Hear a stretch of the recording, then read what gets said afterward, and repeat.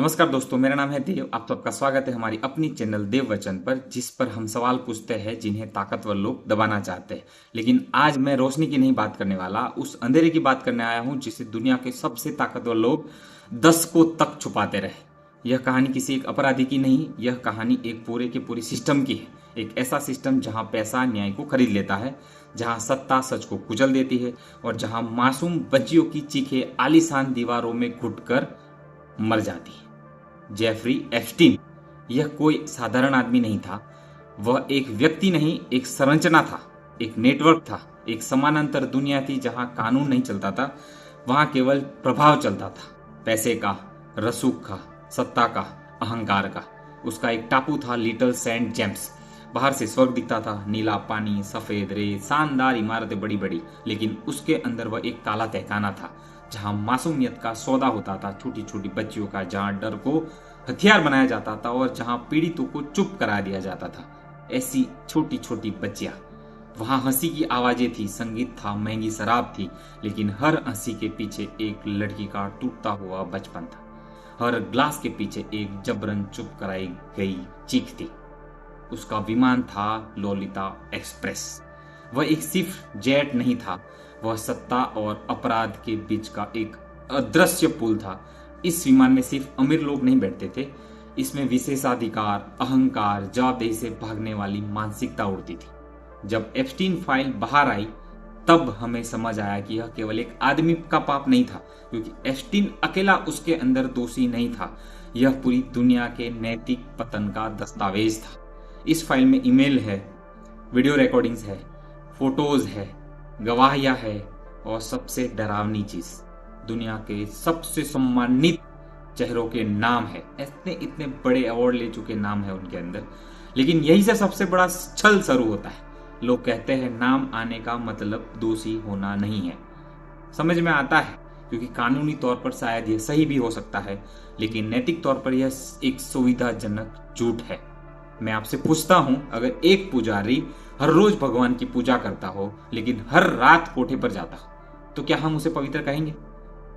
क्योंकि हम उसे पवित्र नहीं कह सकते। फिर जब दुनिया के सबसे बड़े चेहरे एप्स्टीन के आसपास घूमते रहे, उसकी बातें करते रहे, उसके साथ लंच करते रहे, उनके साथ उसके प्लेन में घूमते रहे, उसके टापू में जाते रहे, उसके प्लेन में उड़ते रहे, उसकी पार्टियों में बैठे रहे, तो हम उन्हें बिना सवाल किए कैसे बेदाग मान ले?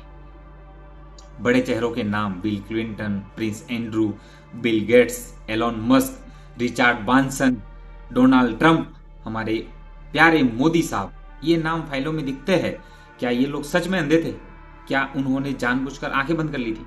सत्ता इंसान को अंधा नहीं बनाती, सत्ता उसे चुप करा देती।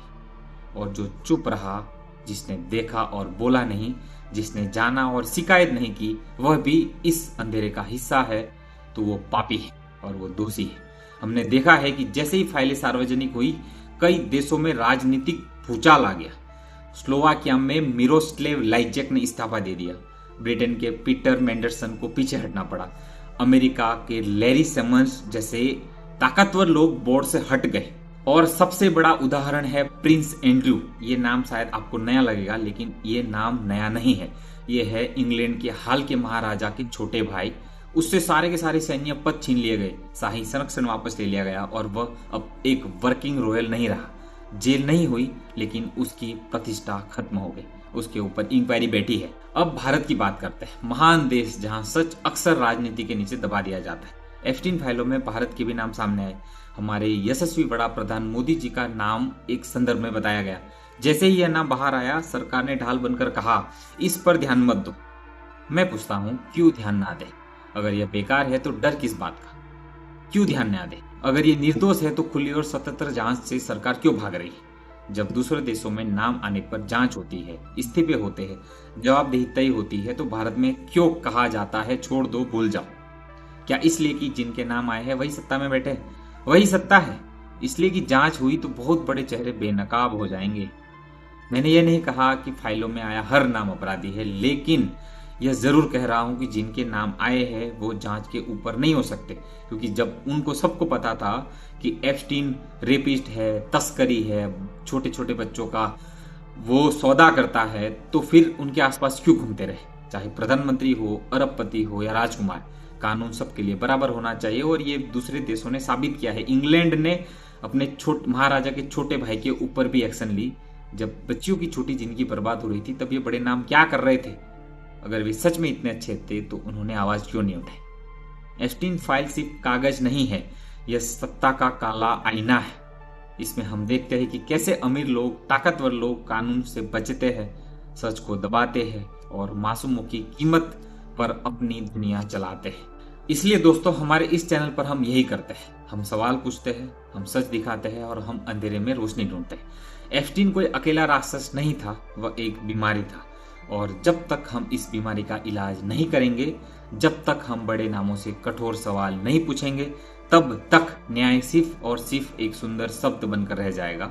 सच को दबाया जा सकता है, डराया जा सकता है, खरीदा जा सकता है, लेकिन हमेशा के लिए दबाया नहीं जा सकता, छुपाया नहीं जा सकता, क्योंकि एक ना एक दिन वो बाहर आएगा। और जिस दिन सच पूरी तरह बाहर आएगा, उस दिन यह दुनिया फिर कभी वैसी नहीं रहेगी। अगर आपको यह वीडियो जरूरी लगा हो तो हमारे चैनल को सब्सक्राइब जरूर करें, वीडियो को शेयर करें, क्योंकि सवाल पूछना ही बदलाव की पहली शुरुआत है।